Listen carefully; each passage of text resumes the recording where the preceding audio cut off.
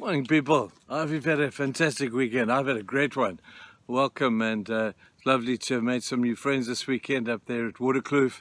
Thanks for a great weekend with you. Just a quick shout out to you guys. But we're into 1 Samuel chapter 10, and it's an intriguing story. It's a story of David hearing that a king had died, and he sends some condolences to the king with a delegation of his men.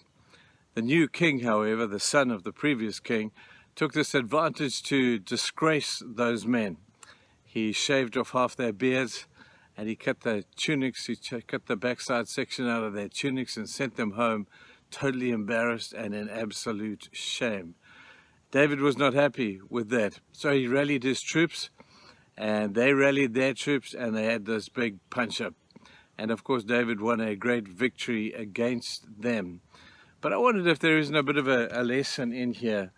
David stood against the injustice of what had taken place with those people. He personally had not been hurt by what they had done. He personally was a bit offended, probably greatly offended, that they'd rejected the men who he had sent to be friends with them as a friendly gesture. And I'm sure David was not entirely happy with that whole deal. But you know what, people? There are people in life who are going to misunderstand us, misinterpret us, and sometimes even deliberately bring shame into our lives. David's reaction was quite radical. Some 70,000 people were killed in this battle. A whole bunch of horsemen were smashed to pieces. And there were great consequences to shame being brought upon somebody that initially intended it for good intentions.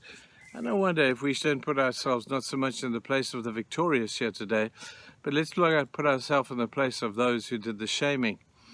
People come to us and want to do us favors. They want to do good things for us. So we look down on people, maybe because they don't have what we have. Maybe they don't offer to us what we could offer to others. And we tend to bring shame on people. And if that is what you're doing, I'm saying shame on you. Because shame is something that God hates. And when God sees people bringing shame and embarrassment for no apparent reason on people, God is not impressed with that kind of stuff. Beware, there could be a David around the corner who may stand up for those people who you brought into shame, and you may see your butt, just like these soldiers did. And so I say that to you, reversing the roles today. We've always taken on Israel's side, haven't we? But now let's reverse this and say Israel did a great thing, but now maybe we act like Ammonites sometimes. I wonder how we treat some of those little people in life. How much shame do we make people who look after our cars, who want to clean our cars, who stand on the edge of the street? I'm not saying we necessarily have to go out there and give stuff. If you want to do that, then that is great, or refer them to. But how many of you know those people's names? How many of you ever stopped and said to somebody, hey, what's your name? Thanks for looking after my car, man. Here's a couple of bucks to keep you along the way. Next time I see you, let's have a conversation. Do you want to come out with me for a cup of coffee? I've done this often to people who I meet who ordinarily other people would shame. I've met car guards who've been spat at. I've met some people who have not at all been treated well because people look down on them. And I'm saying to us today as believers that we're going to do a lot better than that.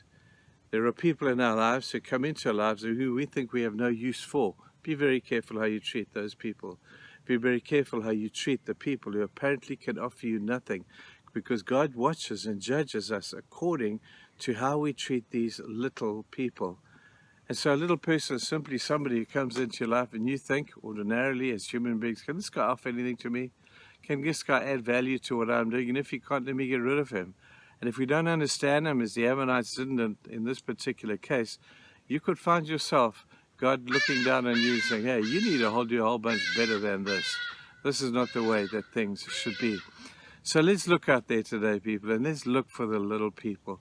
Let's honor them. Let's speak to them. Let's find out their names. Let's see who they are, and look into their faces rather than look into their finances. And I wonder if we won't make a better impression for Christ, because that is what God would want for us to do. So let's go out there and look for them. Let's save the world. Let's be kind.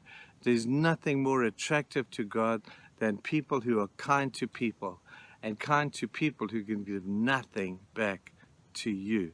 There could be a whole lot of those around you, a whole lot more than you even realize. I hope you find a few. I hope you do justice to this devotion today, and let's get with those people. Have a fantastic day, people, and we will see you all tomorrow.